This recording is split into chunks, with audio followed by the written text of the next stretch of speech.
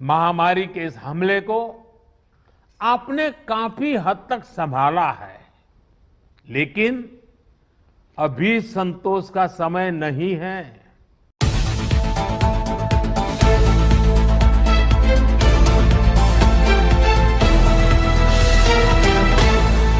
दोस्तों स्वागत करते हैं आपका बिंदास खबरें में, जहां पर हम आपको बताते हैं देश दुनिया की ताजा बड़ी खबरें। दोस्तों जहां कोरोना की दूसरी लहर ने देश में कहर मचाया, वहीं अब कोरोना के मामले धीरे धीरे कम होते जा रहे हैं। ऐसे में दोस्तों कई राज्य हैं जहां पर लॉकडाउन और कोरोना कर्फ्यू को खत्म कर दिया गया है, परंतु ऐसे कई और भी राज्य हैं जहां पर लॉकडाउन को फिर से आगे बढ़ा दिया गया है। इसको लेकर प्रधानमंत्री नरेंद्र मोदी जी ने भी कल बड़े ऐलान और बड़ी घोषणाएं कर दी है। इसलिए आप लोगों से हाथ जोड़कर अनुरोध है कि इस वीडियो को पूरा और अंत तक जरूर देखें। तो आइए आपको बताते हैं देश दुनिया की बड़ी खबरें, वो भी 10 मिनट में। और इसी के साथ दोस्तों आज की पहली बड़ी खबर की 23 लाख कंस्ट्रक्शन मजदूरों को सौगात, खातों में ऑनलाइन ट्रांसफर किए गए 230 करोड़ रुपए। दोस्तों यहाँ पर आपको बता दें कि उत्तर प्रदेश के मुख्यमंत्री योगी आदित्यनाथ ने राज्य के 23 लाख से ज्यादा मजदूर श्रमिकों के खातों में आर्थिक सहायता के रूप में कुल 230 करोड़ रुपए ऑनलाइन ट्रांसफर किए। अब हर एक मजदूर को 1,000 रुपए उनके खाते में भेज दिए गए हैं। और इसी के साथ दोस्तों अगली बड़ी खबर की रेल पैसेंजर कृपया ध्यान दे, जल्द ही कर सकेंगे बिना किसी रोक टोक के सफर। दोस्तों यहाँ पर आपको बता दें कि कोरोना काल में अगर आप आने वाले दिनों में रेल में यात्रा करने वाले हैं या उसका प्लान बना रहे हैं, तो हो सकता है कि आपको किसी भी RT-PCR नेगेटिव रिपोर्ट की जरूरत ही ना पड़े। अगर आपने कोविड वैक्सीन लगवाई है तो वैक्सीन सर्टिफिकेट आपके पास है, तो आप बिना किसी रोक टोक के रेल में यात्रा कर सकेंगे। और इसी के साथ दोस्तों अगली बड़ी खबर की किसान आंदोलन के बीच केंद्र का बड़ा फैसला, खरीफ फसलों पर MSP अब 50% तक बढ़ाई गई। दोस्तों यहाँ पर आपको बता दें कि करीब 6 महीने से भी अधिक समय से चल रहे किसान आंदोलन के बीच मोदी सरकार ने बड़ा फैसला लिया है। बुधवार को कैबिनेट ने धान सहित कई खरीफ फसलों के न्यूनतम समर्थन मूल्य यानी कि MSP में वृद्धि कर दी है। धान के न्यूनतम समर्थन मूल्य यानी कि MSP पर 72 रुपए प्रति क्विंटल की वृद्धि करके अब साल 2021-22 के लिए 1,940 रुपए प्रति क्विंटल कर दिया गया है। और इसी के साथ दोस्तों अगली बड़ी खबर की सावधान, इस एक मैसेज के जरिए एयरटेल और वोडाफोन के ग्राहक के साथ हो रही है ठगी। दोस्तों यहाँ पर आपको बता दें कि डिजिटल पेमेंट जैसे जैसे बढ़ रहा है वैसे वैसे ऑनलाइन स्कैम्स भी बढ़ रहे हैं। इस कोरोना महामारी में कई लोग ऑनलाइन धोखाधड़ी के शिकार भी हुए हैं। दोस्तों यहाँ पर आपको बता दें कि एयरटेल CEO गोपाल विट्ठल ने हाल ही में सभी टेलीकॉम ऑपरेटर्स को साइबर धोखाधड़ी से बचने की चेतावनी दी थी। उन्होंने साफ साफ कहा था कि आजकल हैकिंग काफी ज्यादा हो रही है, इसलिए OTP स्कैम से बच कर रहें। दोस्तों आपको बता दें कि टेलीकॉम कंपनियां अगर KYC को लेकर आपसे पूछताछ करती है तो वो ऑफिशियल चैनल के जरिए किया जाता है, न किसी अननोन नंबर से।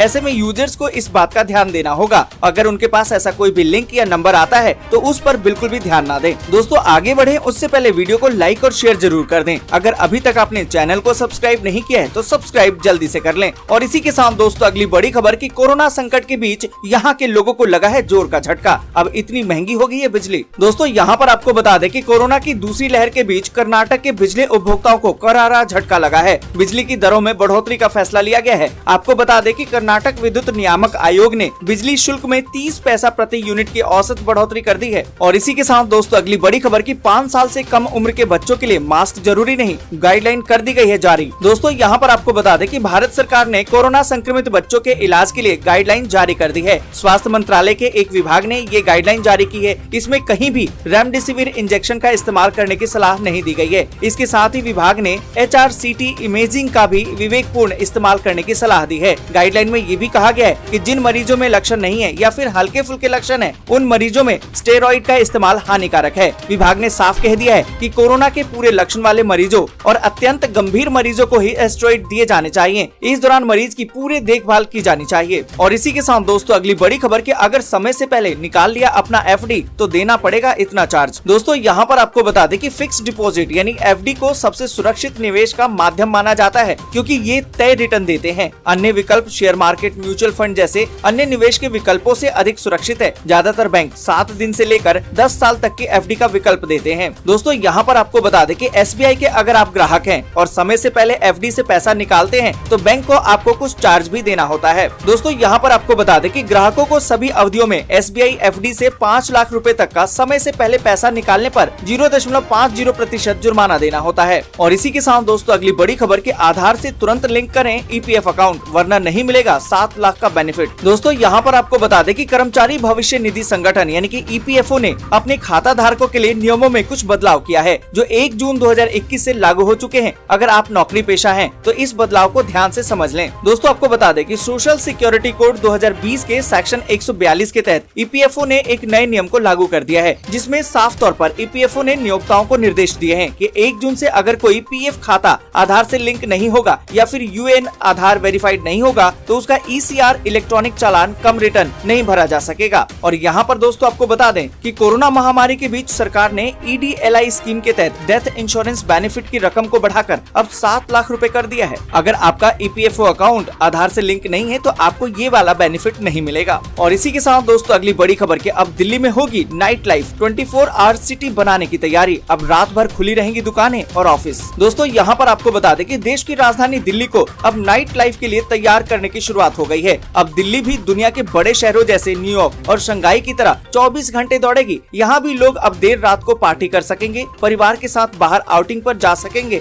ऑफिस और दुकानें अब 24 घंटे खुली रहेंगी। आपको बता दें कि दिल्ली मास्टर प्लान 2041 में दिल्ली को 24 आवर सिटी बनाने की योजना पेश की गई है, जिसमें दिल्ली की आर्थिक गतिविधियाँ दिन रात चलेंगी। और इसी के साथ दोस्तों अगली बड़ी खबर की खाद्य तेलों ने निकाल दिया है आम आदमी का तेल। इनकी कीमतें छू रही है आसमान। दोस्तों यहाँ पर आपको बता दें कि पिछले 1 साल में खाद्य तेलों की कीमतों में जिस तरह से उछाल आया है उससे आम आदमी का तेल ही निकल गया है। एक तो लॉकडाउन से कमाई घट गई, ऊपर से महंगाई ने कमर तोड़ रखी है और देश के कई हिस्सों में सरसों का तेल अब 200 रुपए प्रति लीटर के हिसाब से बिक रहा है। हालांकि उपभोक्ता मंत्रालय की वेबसाइट पर दिए गए आंकड़ों के मुताबिक 9 जून को देश में सरसों का तेल जो पैक है उसकी औसत कीमत 171 रुपए प्रति किलो थी। और इसी के साथ दोस्तों अगली बड़ी खबर की दिल्ली के सरकारी स्कूलों में गेस्ट टीचर की ज्वाइनिंग बहाल, 17 जून तक रिपोर्ट करना जरूरी। दोस्तों यहाँ पर आपको बता दें कि दिल्ली सरकार के स्कूलों में कार्यरत गेस्ट टीचर की ज्वाइनिंग को बहाल कर दिया गया है। शिक्षा विभाग के एक सर्कुलर के मुताबिक सभी गेस्ट टीचर 17 जून तक अपने संबंधित स्कूल में उपस्थिति दर्ज करानी होगी। दिल्ली शिक्षा निदेशालय ने ग्रीष्मकालीन अवकाश की घोषणा के साथ ही गेस्ट टीचर का कॉन्ट्रैक्ट 20 अप्रैल से खत्म कर दिया था।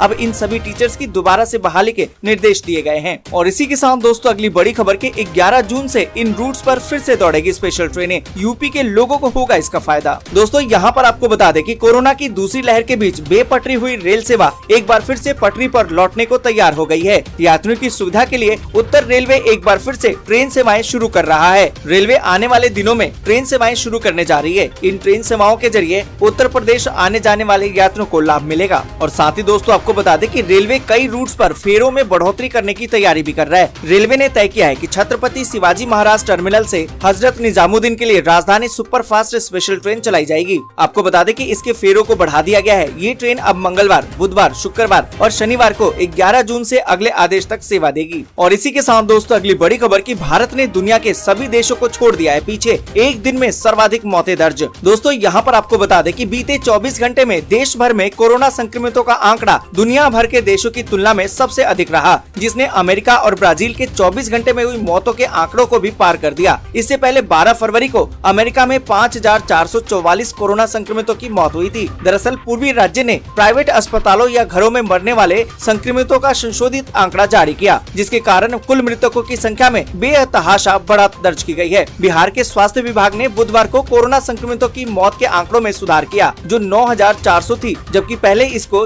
5444 ही बताया गया था। दोस्तों आज के लिए बस यहीं तक। वीडियो आपको अच्छी लगी हो तो लाइक और शेयर जरूर कर दें। अगर अभी तक आपने चैनल को सब्सक्राइब नहीं किया है तो सब्सक्राइब जल्दी से कर लें।